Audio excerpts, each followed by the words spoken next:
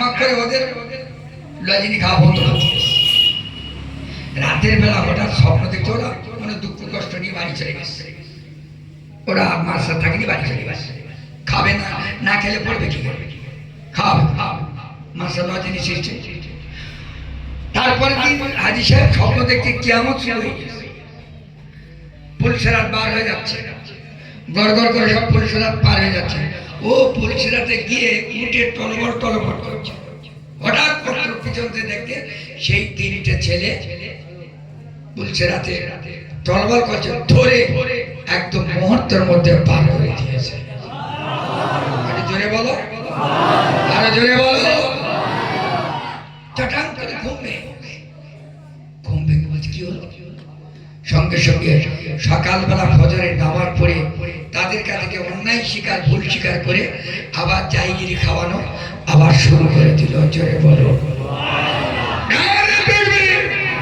আমি নিজের জীবনী ঘটনা বলি। আমি বর্তমান মেমারিতে আমি জায়গিরি খেতাম একজনের বাড়ি। তারা খুব ভালো যত্ন আপ্যায়ন করতো, ভালো খেতে টেতে দিত না। আমার হুজুর দেখে আমার নিতে পেরেছে। আমি বলিনি কার সাথে, বলছে তোর একটু কষ্ট হচ্ছে বুঝতে পেরেছি।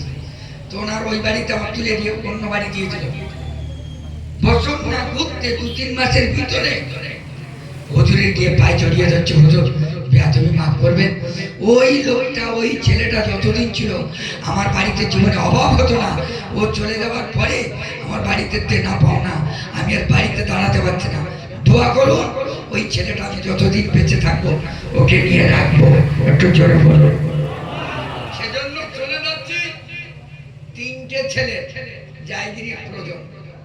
আল্লাহর রাস্তে যদি বলে কথা দিলাম জীবনে অভাব হবে না। তিনটে ছেলের আবেদন করেছি।